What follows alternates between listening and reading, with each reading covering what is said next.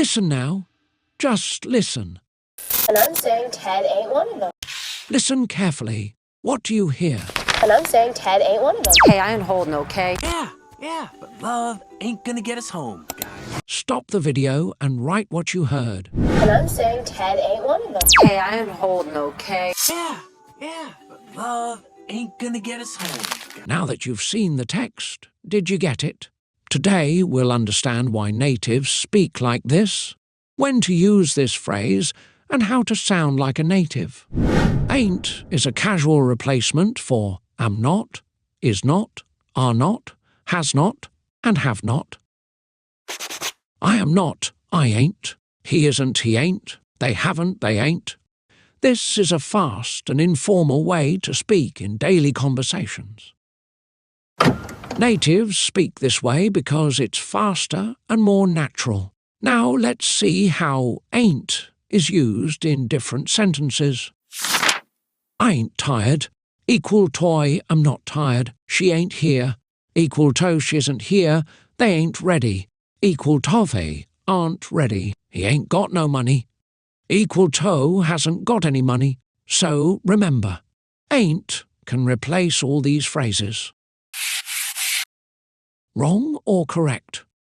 I ain't be there, incorrect. I ain't there, correct. She ain't has a car, incorrect. She ain't got a car, correct. The biggest mistake is using another auxiliary verb after ain't. Ain't is already an auxiliary verb, so don't add is or has after it. This tea right here ain't no joke, Lolo. See? When someone wants to emphasize that they're telling the truth, they use ain't. I ain't got time for this. She ain't listening to me. They ain't ready for the test. You ain't never gonna believe this. We ain't seen each other in years. Now it's time for practice. Complete the sentences and write your answers in the comments. I'm tired, but I ain't yet.